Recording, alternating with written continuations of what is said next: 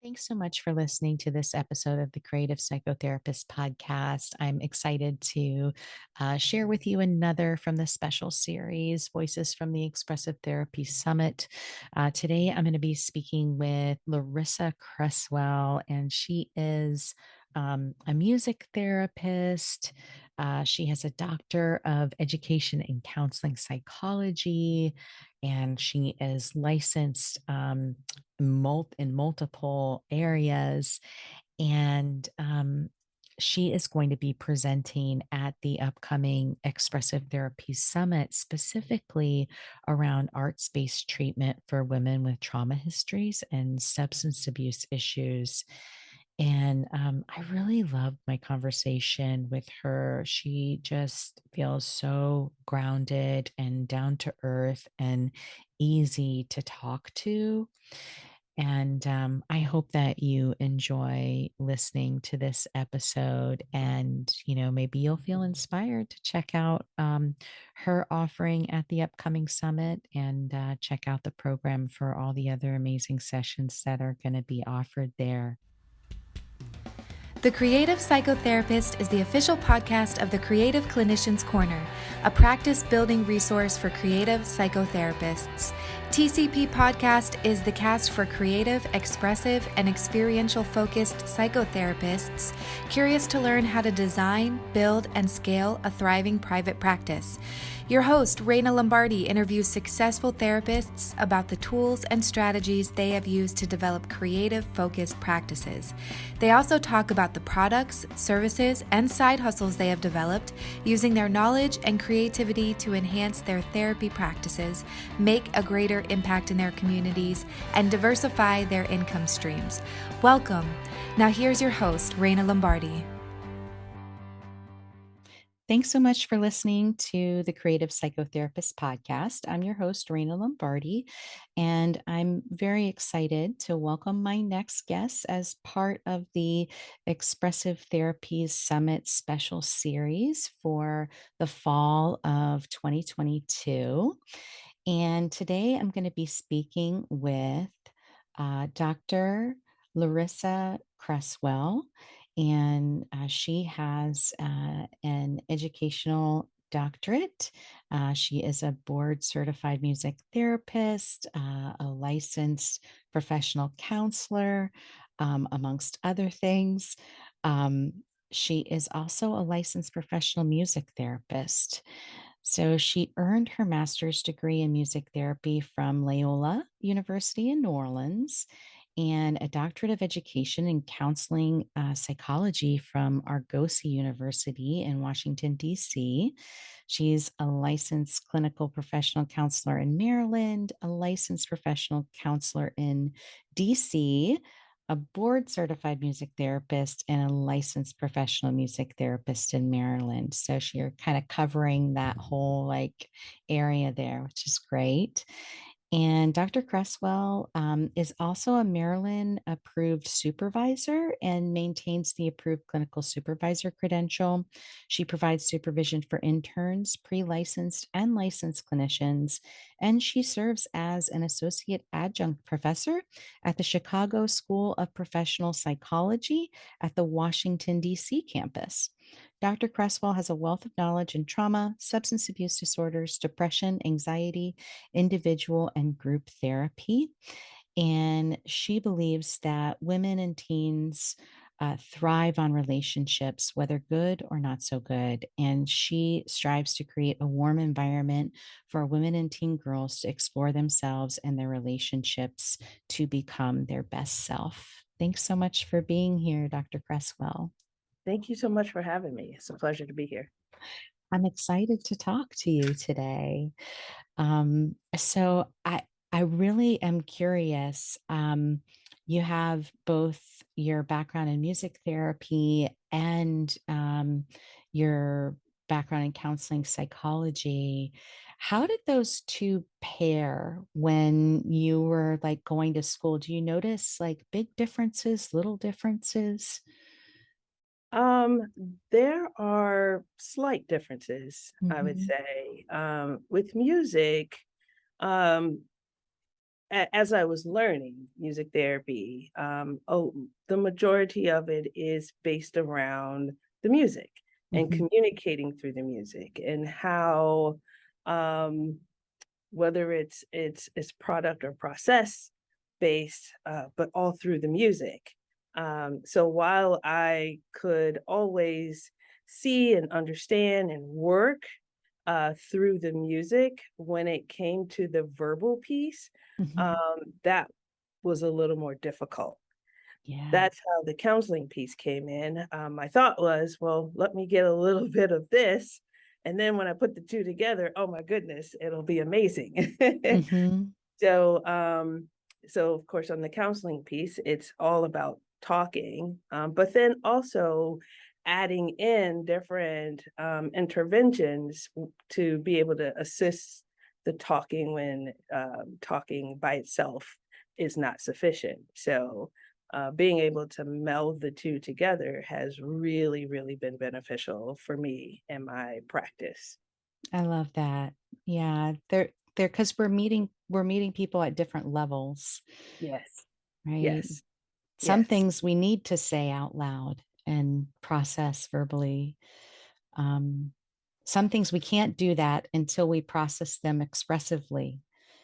Right, right. So it brings things full circle, so to Mhm. speak, right? So when you're not able to do it verbally, then yes, we go through to the music um and work our way through there until you can get to this place of where you can verbalize then what was that experience or maybe it is not even necessary to verbalize that experience, but now, at least where you are since processing um, expressively, now being able to talk through either whatever else that you're experiencing, or now it's opened the door for you to be able to have the verbal language to put to what the experience has been. Yeah, I think that there's like a little bit of magic sometimes that happens where when we're unable to articulate what it is that's going on for us and we play with whatever materials, whether that's music or movement or art, Mhm. that it it raises things up into a different level of awareness in the body, which we can then put words around what that feeling is or sensation is, which can then lend itself to further, deeper cognitive processing of the experience. Um, Absolutely. Yeah, I mean, you said it well. That's exactly it. I love watching that happen with clients. It's Oh, it's so exciting to see. I mean, just to be able to bear witness mm, to that revelation or that understanding or just kind of the for lack of a better way of saying it, like the breakthrough that takes place and to just be able to be a part of that is just amazing. I terminated with a client just this past Friday, and she's sharing with me like all the things she recapped all the things that we had worked on and her experience and what she had learned about herself and what she learned about the therapeutic process um and just to see her in the present and to think about where she was when we first started working, it brought chills to my like mm, just my skin and I had a tear and I was trying to like keep it in its place. But it was just I just so appreciated being a part of her journey and she's like it's all because of you and I'm like no, you did the work. I was just walking alongside you, and it's like just thank you for allowing me and trusting me mhm. to do that, to walk alongside you as you went through your process. So that's how I see it. So that's what we are doing, that Mhm. we are there to bear witness. Um, to their experience. We are creating that safe space to where even the things that they may not have known were present and needing to be worked through, that the environment is safe enough to allow for even that to come forward. I can't tell you Yeah. how people come in for one thing, right? And then it's a whole nother thing that we end up really focusing on and talking about or working through, um, Mhm. musically. It's amazing.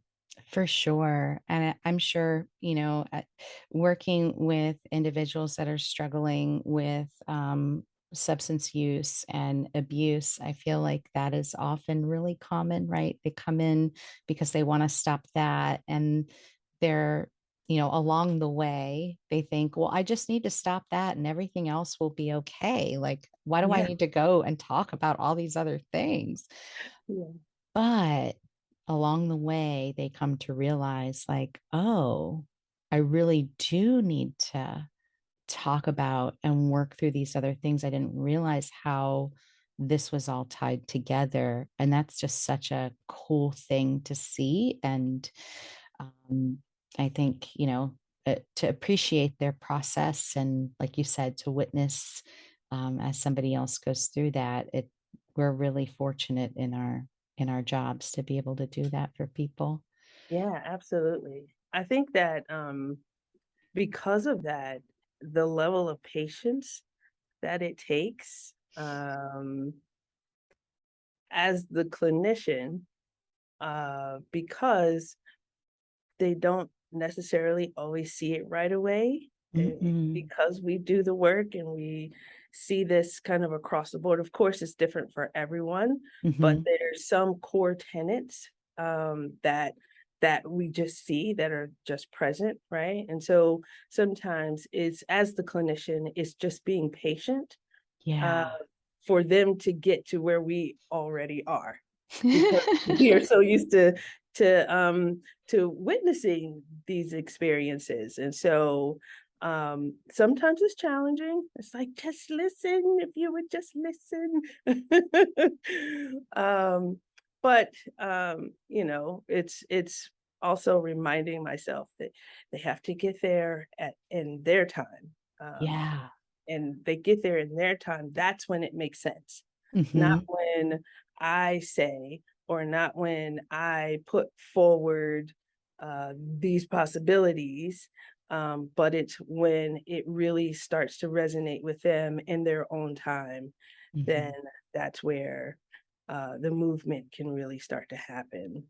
Uh, Yeah. I mean, I know you're a supervisor and so you provide supervision. As a supervisor myself, I feel like this is something that comes up often of like, I can see if they would just, here's yeah. all the things, but they're not ready. How do you help the supervisees kind of like that mirror process of like, helping them to see like we have to be patient for the client to get there in their own time, to have their own experiential awareness and knowledge of where they're at in order for them to take the next step? How do you help your supervisees with that process? Yeah, that's a difficult one. Because it's kind of a parallel process, right? Mhm, And that, mhm. it's being patient with them as well, to for them to get to this place and where they can now see it. So, that's a really good question.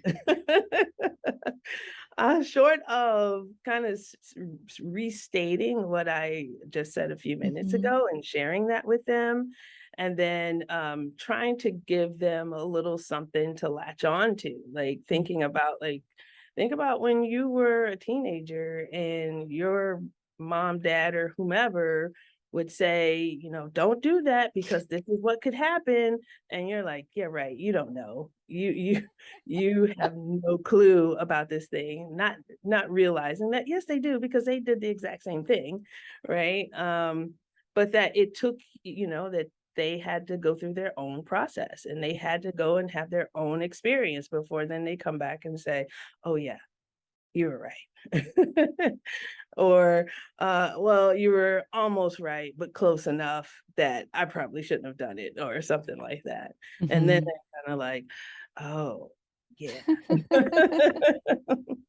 I feel like it's something that like comes up a lot, right? Because, Yeah, we come out of school and we're like thinking like, oh gosh, we're going to provide these like transformations for people, not realizing that a transformation is on its own journey and timeline. yes, yes, yes. Its own journey and timeline, and realizing that um, it really is not us that can make that transformation happen.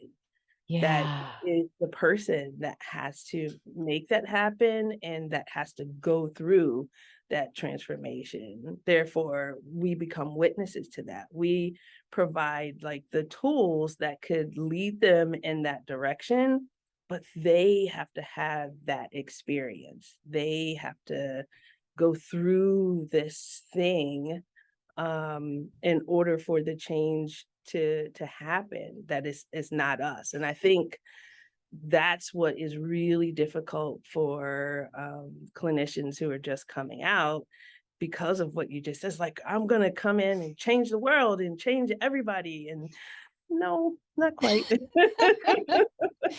No. I think that's like the myth of what the role of a therapist or counselor is doing. Yeah, Right. No, yeah. we're not actually doing that. The folks themselves are doing all the hard work. Hmm. We're there to provide support and listen and see and witness and validate and provide resources. Yeah, yeah. But Yeah, but it's them that's doing it.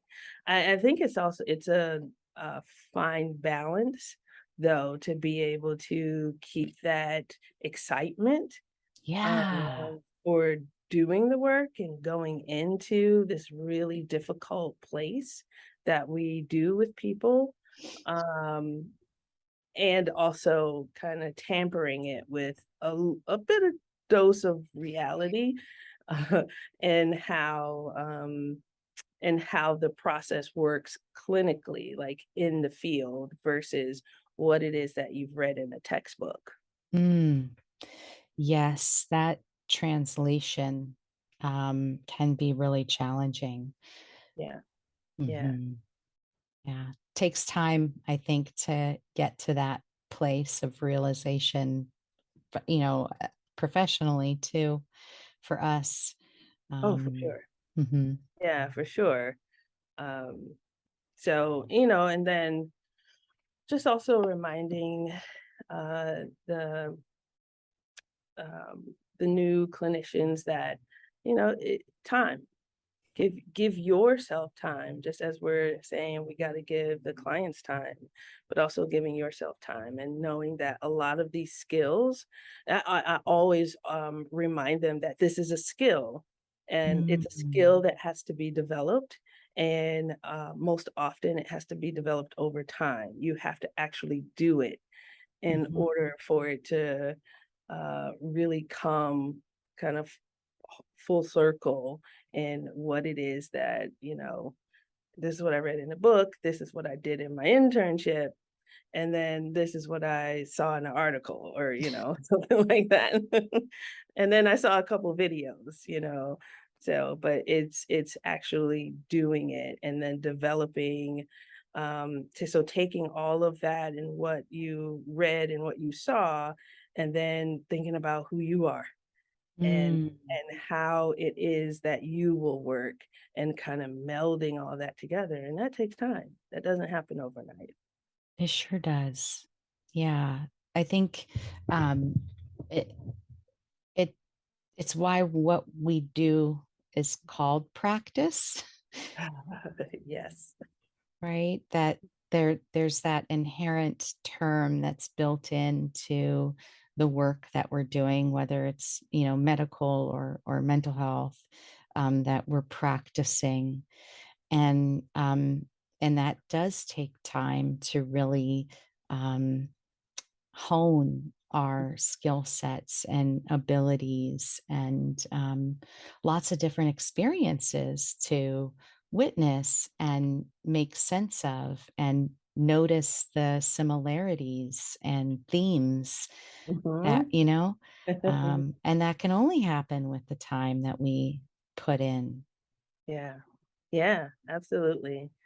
Um, yeah, and that's why it's important to have supervisors to help you and be a part of that process. Because as things come up, especially when you're out in the field and working, um, there's things that will come up that aren't in the textbook or in the video that you saw, and you're like, "Oh my gosh, this just happened. Now what? What do I do?" And so being able to take that back to your supervisor, who more than likely has had that experience, and if they haven't, they know somebody who has. Yeah, Um, so then it can help you and guide you through your own process, just as the client is going through their process. yeah. So I know that fear in particular is something that you attend to, and your practice is called Fearlessly Inspired Solutions. Can you share a little bit about fear and preparedness, and kind of its place within all of this work?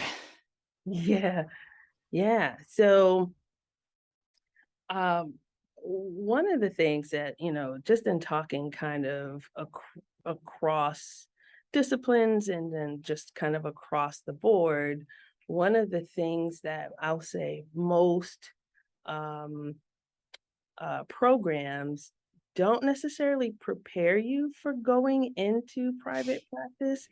Say, Not at all. they say it's an option, but it's an option. But okay, well, how do you do that, right? And so, I spent the majority of my career in like psychiatric hospitals or schools, some other system that's Yeah. already developed, already has its thing, and I just get plugged into what's already happening. And I actually had a family just life change that required me to do something different. And private practice is something that, like, I've had other people say, "Oh, you're gonna go into private." Oh, no, I'm not. That's not what I'm gonna do. Like, I'm here to serve the people, and I'm here to, you know, do God's work, so to speak. But because of this change, I had to do something different. Um, I I heard this recording, and it said something about, like, you can either let fear get in front of you and stop you, or you can have the fear be the wind at your back. Ooh, And I I was love like, that. yeah, I want it to be the wind at my back. I don't want it to, like, get in my way and have me stumbling all over the place.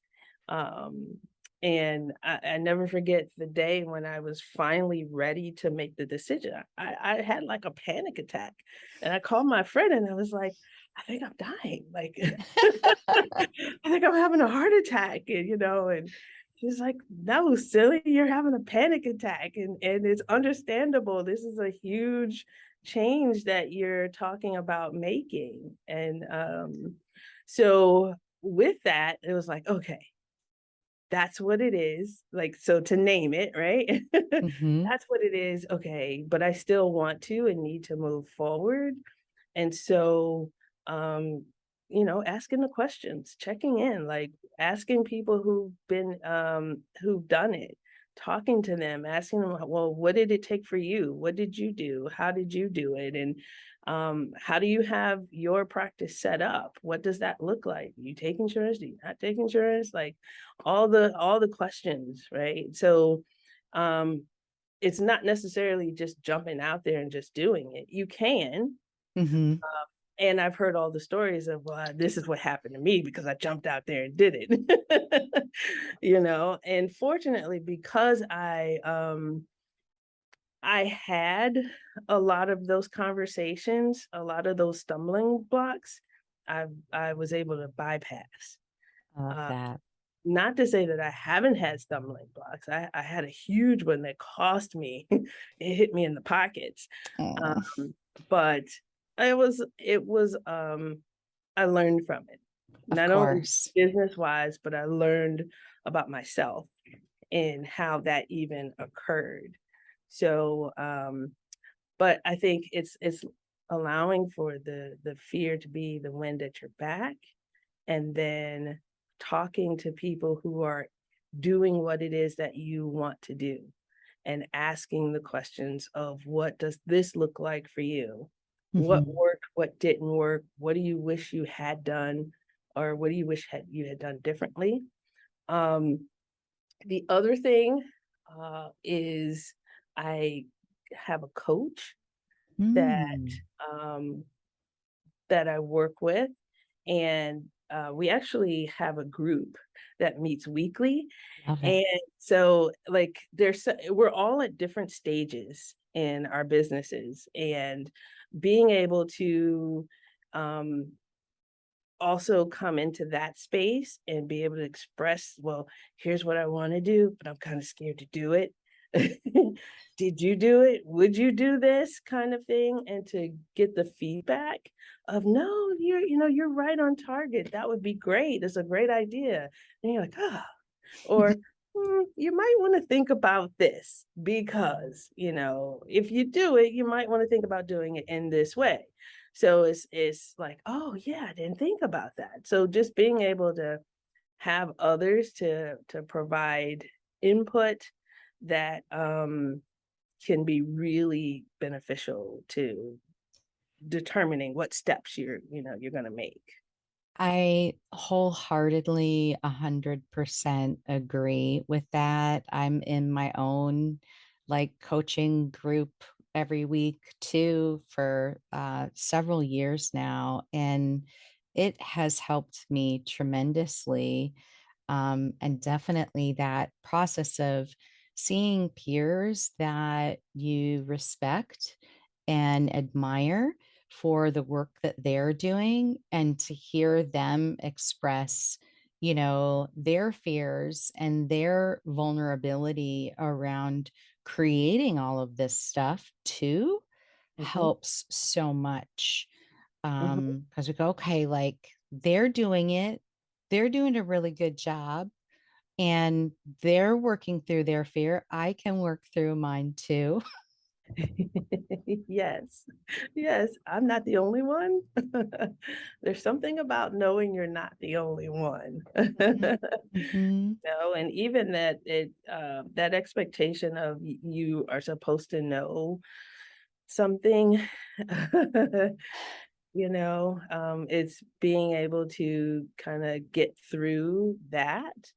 Um, I don't know everything, and I'm not supposed to know everything.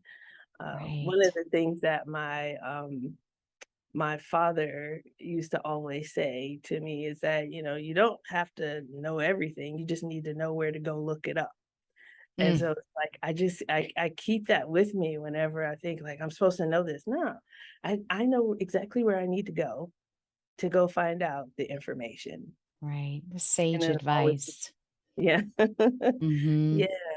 Yeah, yeah. It's interesting. I there's my dad, he was very, very quiet. He was a very quiet guy. He didn't say much, but I do recall him saying like this one thing, and I never forgot it. And it was like, most people choose not to do things for themselves because they feel like they don't know how to do it, rather than finding the resources to guide them in how to do it. Don't let don't let not knowing stop you.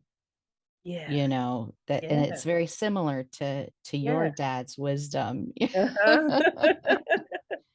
Yeah, absolutely. And I think about too, so like the name, um, it's going into the therapeutic process. It's the Mm. same or similar type experience for them. It's like they're coming into this thing that, like, I've heard about it. I might have seen it on TV. It's kind of funny too when they walk through the door, like, "You actually have a couch."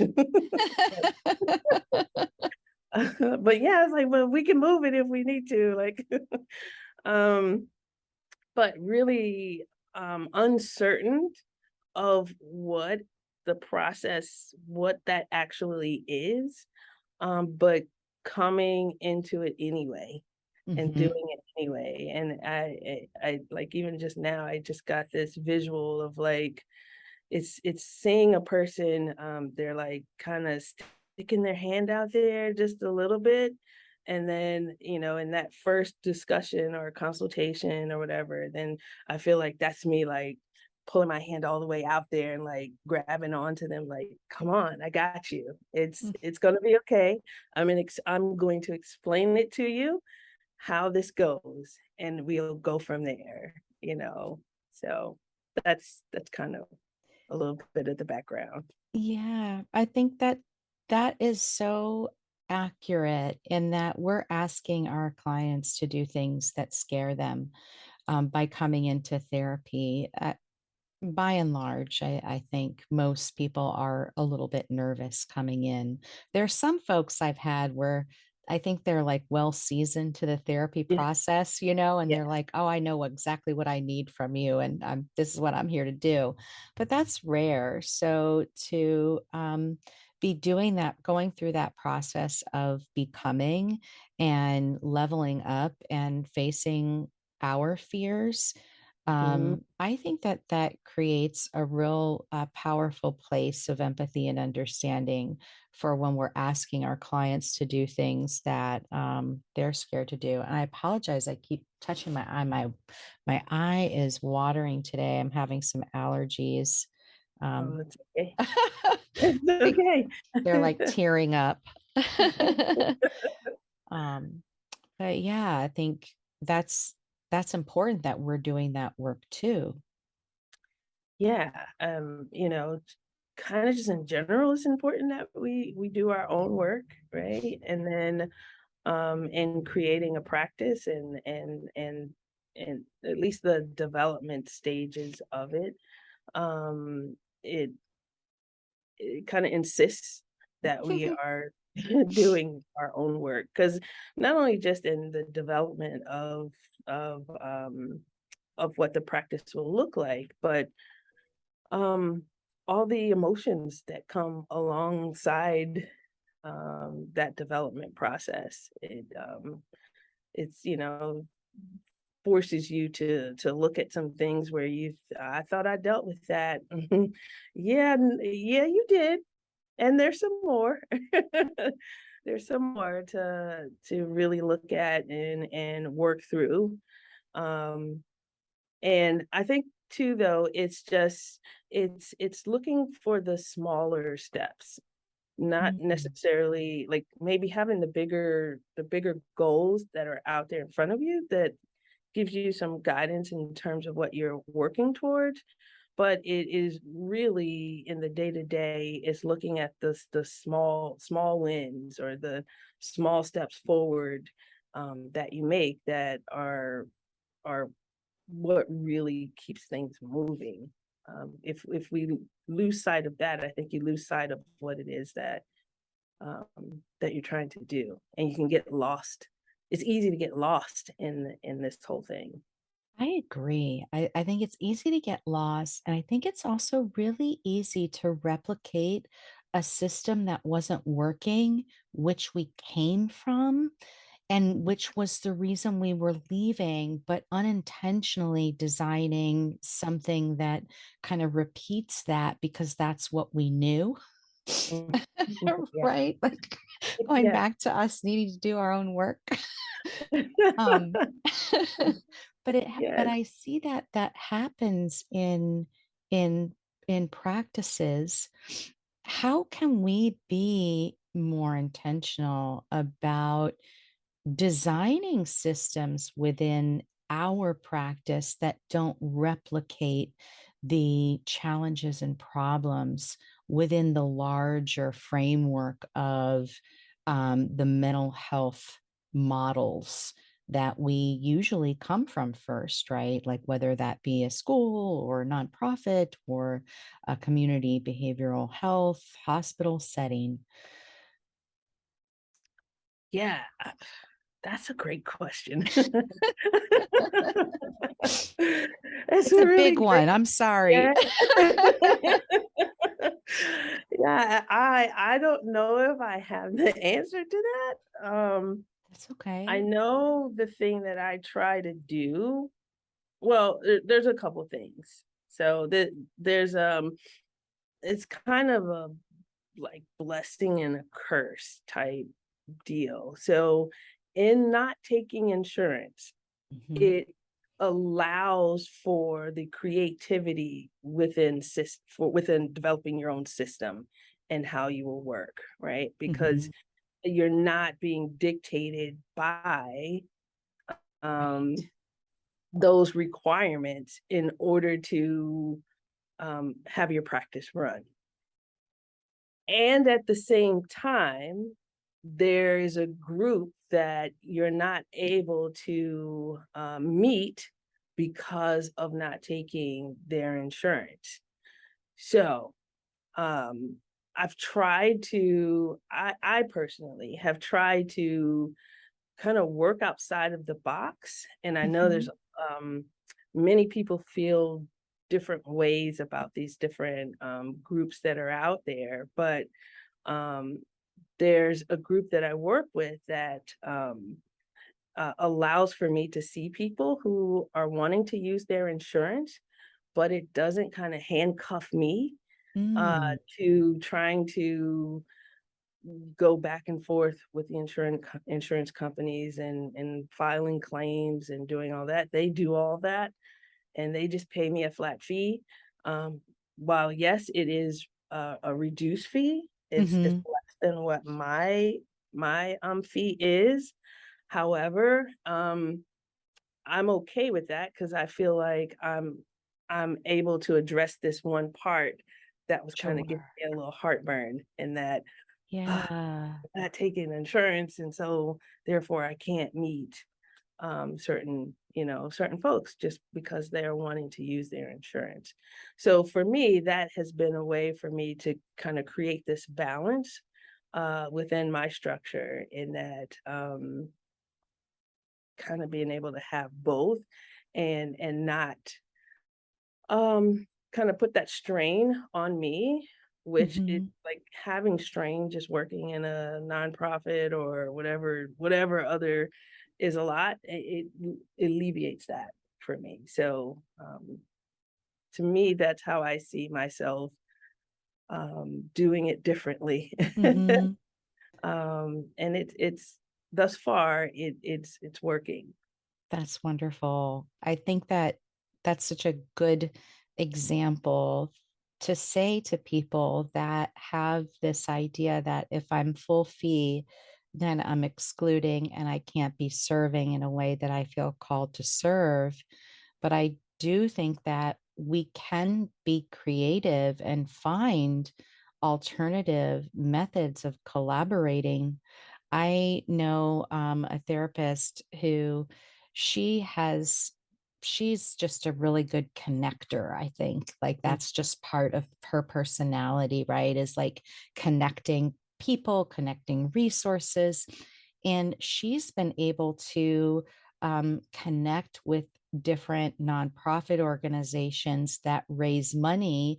So when people come to her and they can't afford to pay for the services that they need, that they have a contractual relationship with this other community organization, and that community organization pays their fee to serve these clients that otherwise wouldn't, have access. But it requires that creativity, right? That you're talking about, like that out of the box thinking. We can Yeah. find alternative solutions to still stay true and aligned with our passion and our heart's calling. Um, and it can look a totally different way and not allow us, like, we don't have to compromise the way in which we work in order to do it. Yeah, yeah, that's amazing. Yeah, as you were talking, I was also thinking about too, like, even just hearing you, like, the work that we're called to do, and which brings about, not always, but many times brings about a certain way of thinking in terms of when talking about value to what it is that we do. Is like, because we were called to do it, it's either we feel like we have to do it regardless at Mm, but it's also, so it's being able to find this balance between this, yes, I was called to do this work, and then also this entrepreneur mindset.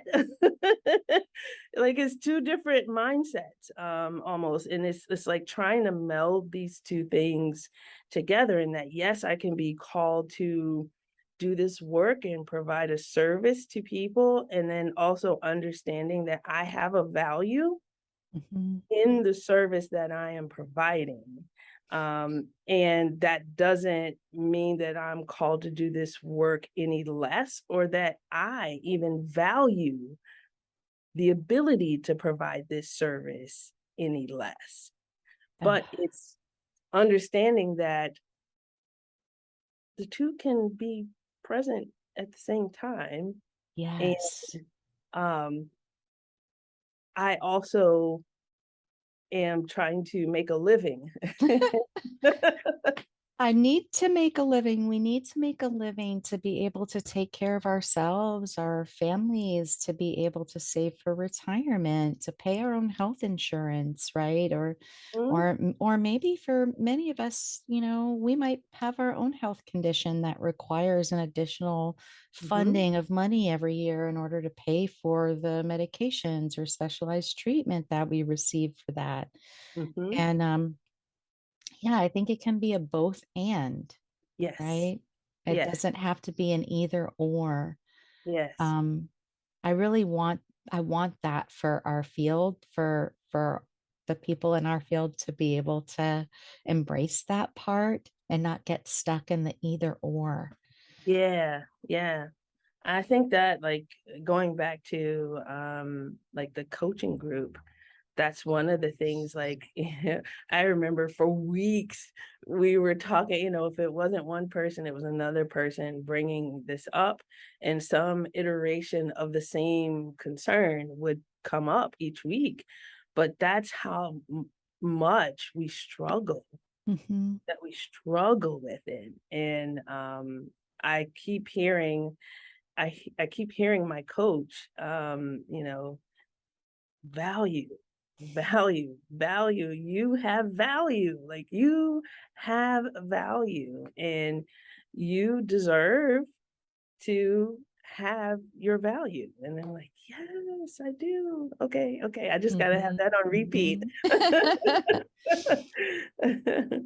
But I think that that then becomes a parallel, that parallel process again, because when we value and we say, this is my boundary and this is what is required for me to do this level of work, that we're teaching the folks that we're working with that they're able to do that too, Hmm. Absolutely. right? Absolutely. I had a client who, initially, when I told them my fee, they were like, "Oh, I don't know if I'm gonna be able to do that." And they had shared some of their experience, and this was, like, way at the beginning, and Mhm. so I was like, "Okay, I'll reduce my fee." Um, and before I could get it out, they were like, "No. I know exactly what I need to do. I will cut back here, I'll cut back here, and I will make sure that I am able to pay your fee. And I walked away from that thinking like, wow, like they valued what they thought I had to offer Mhm. so much so that they were willing to cut out some things in order to put together what they had so that they could get what they needed from me. Mhm. And I was like, wow. That's an ideal client right there, right? They were motivated to come in and do the work, and they were gonna find a way to make sure that they could, and I think when we invest in ourselves in that way, we show up with so much more intention and commitment to the process of whatever it is we're doing, right? Mhm. Whether we're going to the gym and working out, or whether we're going to therapy or we're receiving some coaching or additional training in that regard, right? Yes. When we're paying for it, there's more of a motivation for us to intentionally show up because it's costing us something, Yeah. right? Yeah. Yeah. Absolutely. I think in my experience too, I see that when I look across my books, my cancellation rates have been really low. Mm. And I think that that is a big part of it in that, this is my monies that I'm putting forward. And I really value this chance to be able to do this type of work. But then, I mean, it doesn't just come with just that, right? You got to get something from it too. So sometimes I do feel the pressure of like, okay, I gotta really show up and show out, right? But then I had to remind myself, well, yeah, no, you just show up, they're gonna do the work. You're gonna help them to do the work. Mhm. So, Yes. and then there's those times where I have to remind myself that no, they um, are going to do the work and they have to do the work. And I just need to be able to articulate that to them and articulate what it is that they're seeing or not seeing. And then how we can get to this place of where what they may have been expecting or didn't know they were expecting, what this really looks like. And that culmination has seemed to really resonate with my clients. It makes sense to them. It keeps them coming, Mhm. them coming back, and I just value them as well because like I don't take it for granted that they're trusting me with all of their some of their deepest, darkest experiences. Like they're trusting me with that. And so I am so grateful and I try to convey that to them that I'm grateful that you would even allow me uh, Mhm. to do this work with you. Yeah, I think that's such a gift, to provide to them. And I think when they're able to take it in, and feel that, it shifts something within them, Mhm, right? Does it mhm. it really helps them to tap into their most empowered self too? Yes, that's just it. Like they are in control of this process of this ship that's taken off. Like you can steer it the way that you want it to go. I'm gonna tell you like if we go that direction, we need to look out for this. If we go that direction, you might miss something. You might miss all of what you were looking for. But if we go straight ahead, we're gonna hit some bumpy roads, but we're gonna be able to get through it and get over it, and get to where you're trying to go. So like I feel like just being as upfront with them and shifting that power, that no, it's not me that has the power, but it's you that has the power. And I'm here to hear what you have to say. And that's what we're gonna do. That's the direction we're gonna go. And I'll give you some input if I think that, okay, you know, we might want to consider this, kind of thing. So like when I do my spiel with them, I say, you this is your process, this is your session, you use it how you see fit, and I will challenge you. And I will challenge you in a way just to keep you moving so that you Mhm. will continue to move towards your goal, and to get where you're wanting to go. So that's what you're gonna get when you work with me. And then it's kind of like, I I think in particular, like when, for the client population that you serve, for folks that have been using or abusing substances, there is always that immediate response to stay comfortable.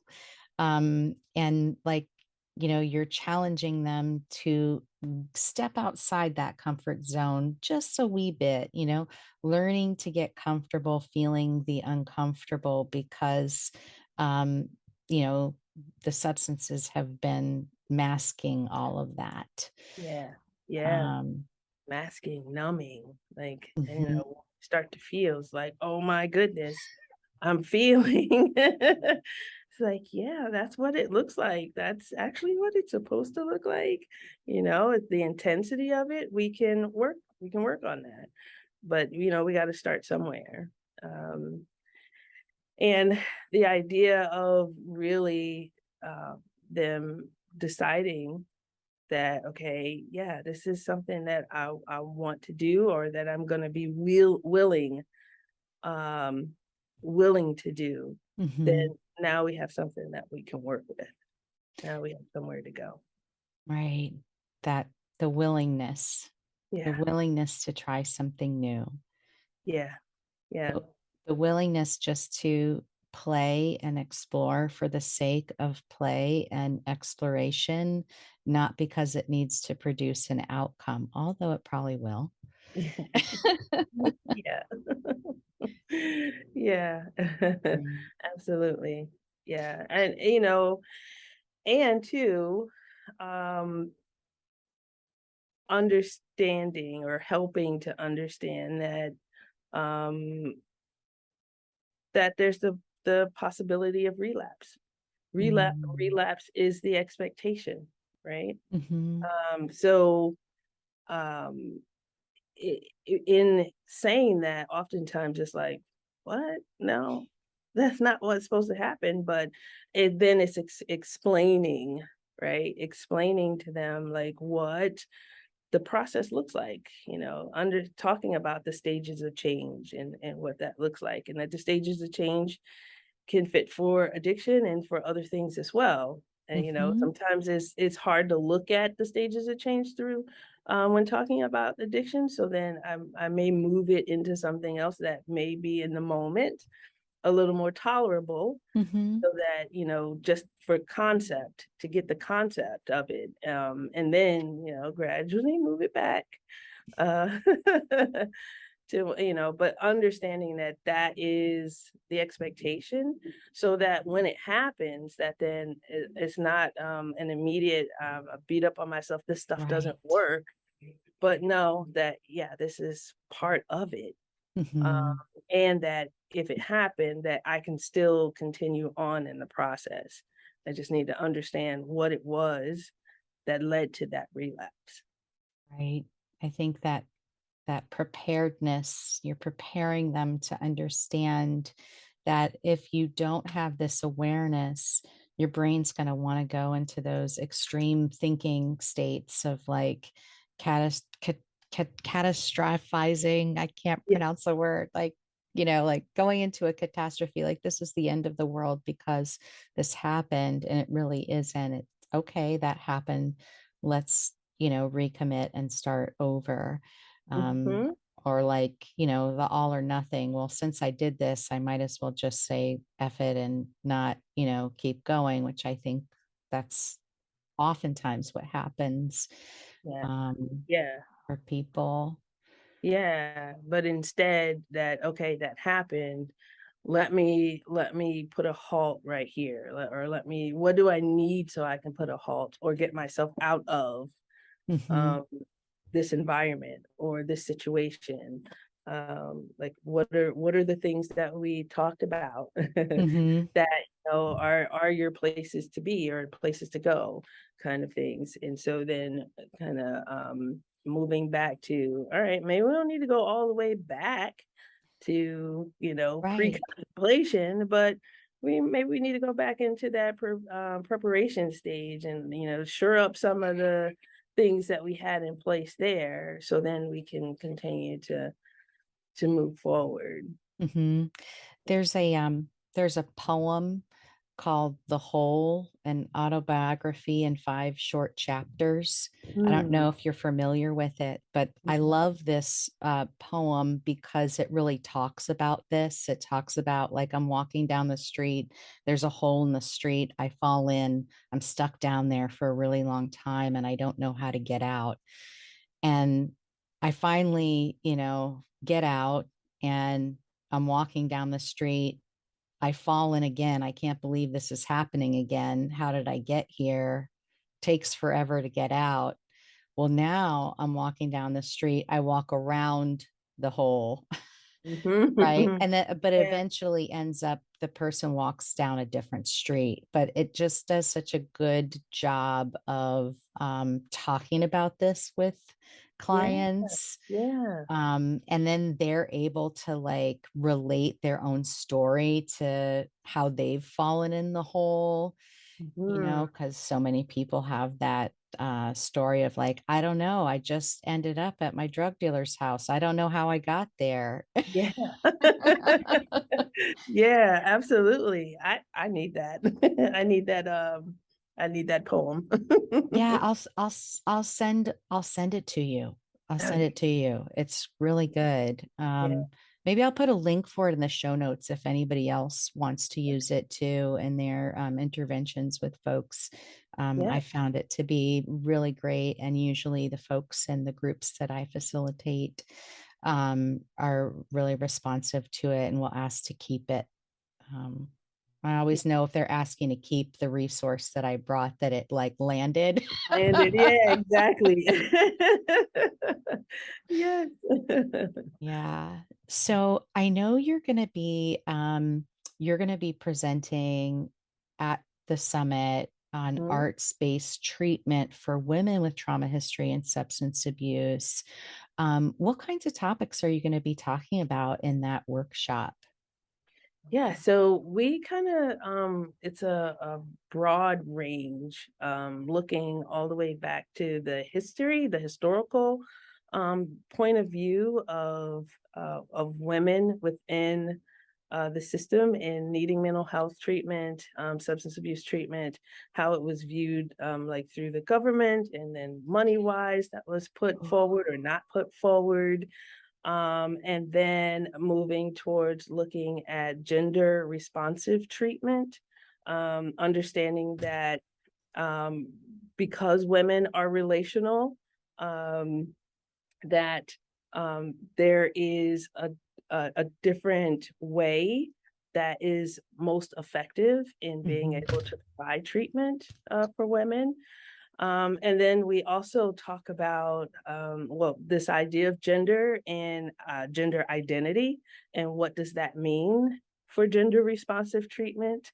Does that mean now that you do something different for someone who is a transgendered woman? Um, but looking at that and talking about ways to still be able to provide gender responsive treatment.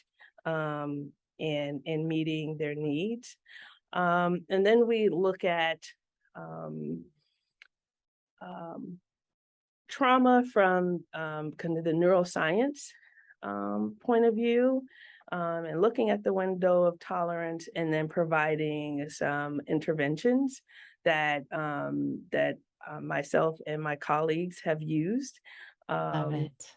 in the hospital setting, and that we have found to be effective. And working in that type of setting, we always had to be really creative in how to be able to approach and address their needs. That talk therapy just didn't do, or either um other clinicians would be afraid of because of fear of psychosis and things like that. And so we were able to develop different interventions that would be able to manage psychosis, as and still be able to provide trauma focused treatment. That's So amazing. yeah, yeah, very exciting work. Of course, I'm not there anymore, but my colleagues are still continuing to do that work. And the plan was for me to go back and do some kind of outside going in work, but then COVID happened. But hopefully, eventually, as this kind of finds its way into I don't know, where, Yeah. outside people being able to come in is safe. I hope to be able to go back and continue some of this work with them as well. That's wonderful. I think that kind of goes full circle to what we were talking about earlier, right? Of like how we can be in private practice and we can continue to serve in ways that really speak to us. Mhm, And by providing contracted services to agencies in that way, where you come in, you do your service, and you leave, you're still able to, provide care for those clients that otherwise wouldn't have access to you, which is really wonderful. absolutely. You nailed it. Yeah. I think a lot of people that work in psychiatric facilities providing group therapy services would really benefit on how do we work with folks when they are experiencing some levels of psychosis so that the treatment that they're being provided while they're there is meaningful. And I think a lot of people struggle with that piece. Yeah, yeah, and doing some of these presentations before, we hear a lot of that. And so um, one of the things that we also talk about is giving yourself permission to Mm. think outside of the box, within the box. Mm. Yeah, and kind of rethinking or reimagining your role as a clinician. Sometimes, not always, but sometimes, we'll have this, well, I'm just a clinician, I'm just a therapist. What can I do in this big, huge system with all these executive people and whatnot? But part of what we talk about is like it was us lowly therapists going in and saying, hey, that the way we're doing it is not quite working the way that it could. Mhm. And so please consider this and let us show you this is what it looks like. The idea of a lot of times, or understanding that a lot of times they want to know what some answers would be. They don't want to just know the problem. They Mhm. may or may not be aware of the problem, but they want to know, okay, well, what can we do about it? So thinking about, all right, here's the problem, and we all know it's a problem. All right, I want to go to them and say, here's what I think a solution would be. Give Mhm. me the opportunity to do this 6 weeks, 8 weeks, whatever it is that they would need to see, and Test it out. then let me show you. This is how it would save you money.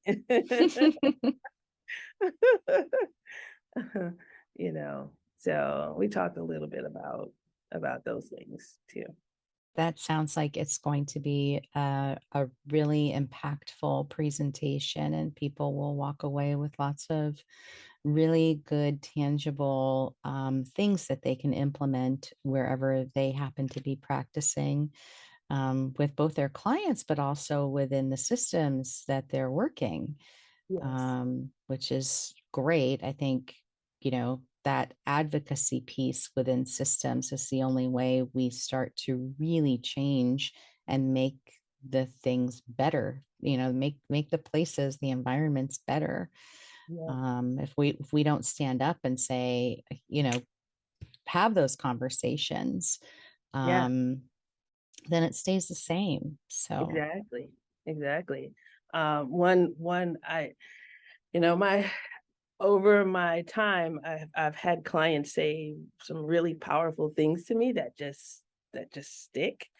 And I remember working with this one gentleman, and I'm feeling like they were. We had this meeting, and everybody's like, there was doom, gloom, and hopelessness. And in that moment, I remember feeling the same way. I'm like, "Yeah, man, I hear you. I know exactly what you're talking about, but there's nothing we can do about it," And this client says, "Well, if you don't speak up for us, then who will?"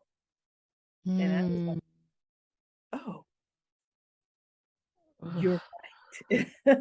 That just like I really did. I had to sit with that, and it was just like, "Oh my gosh." He's so right, and I don't know what to do right now, but to know that he's right. And and from that point on is what, was really the driving force for me in taking chances that maybe some of my colleagues were like, "What are you doing? You can't go talk to them, or you can't go say that." And I'm like, "Yes, I can, because if I don't do it, who will?" You know, it has been my thought. And so I carry that with me in all the things that I do that, well, if I don't do it, if I don't say it, then who's gonna do it?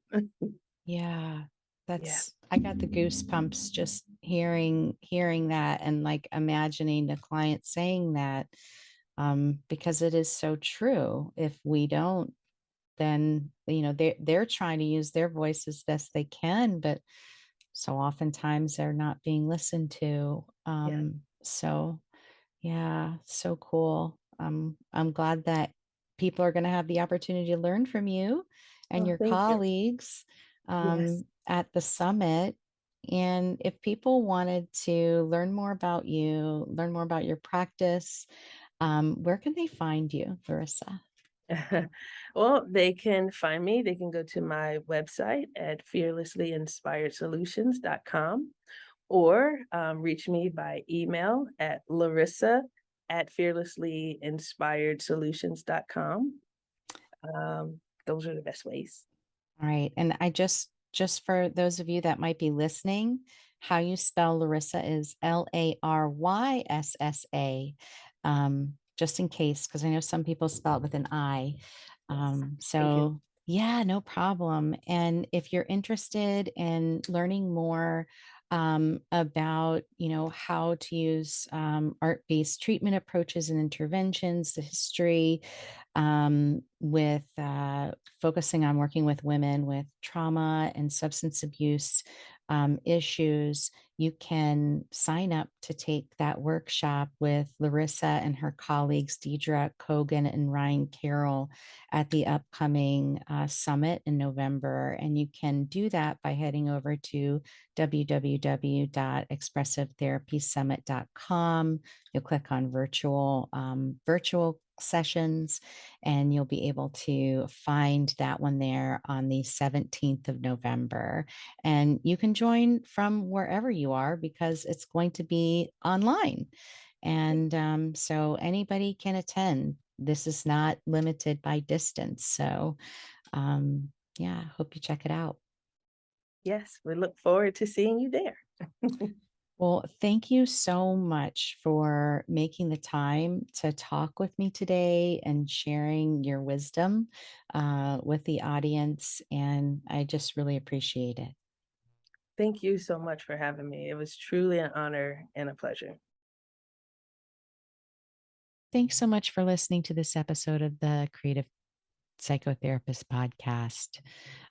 If you like what you hear, please don't forget, or please, if you wouldn't mind, rate, give us some feedback, subscribe to the episode or the podcast wherever you listen. I hope you enjoyed this conversation with Laryssa Creswell. There were a couple of things that she shared that I felt like, oh, I just really resonated with. And that was part of the conversation was about like allowing fear to be the wind at your back, right? That fear is like pushing you forward and pushing you out into the world instead of um holding you back and keeping you playing small. And I just love that message. I feel like it's so important in for me in my own life, and what's really given me the urgency to do a lot of things that I've done, whether that was going into private practice, publishing, um, offering training, doing this podcast, right? At every turn, fear is there. But instead of having fear mow me over and keep me playing small, it pushes me forward and pushes me out. And and I hope that that message is encouraging to you all too, so that you take those steps to step into what it is that you want to become and what it is that you want to create and offer, because your unique voice is important in the world, and there are people out there that need you. So I found that statement from Dr. Cresswell to be really important. And then the other part was like she had said something at the end about giving yourself permission to think out of the box from inside the box. And I was like, oh, that hit me in a completely different way. But really makes sense, right? Like we're in the box that we're in.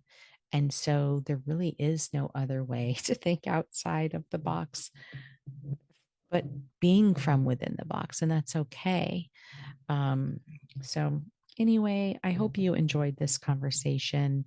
And and if you want to learn more from Dr. Cresswell, you can head over to www.expressivetherapiessummit.com and you can check out her training session, which is going to be on the 17th of November from 2 to 5 in the afternoon.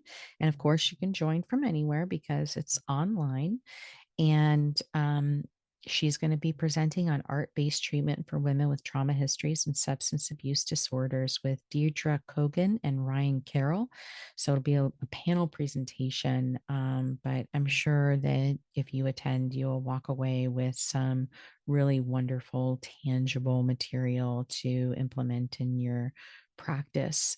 Um, and thanks again for listening, and take care. We'll talk to you next week. Thanks for listening to this episode of The Creative Psychotherapist. If you like what you heard, please rate, review, and subscribe wherever you listen to your favorite podcasts. For show notes, downloads, and additional resources, head over to the website at www.creativeclinicianscorner.com.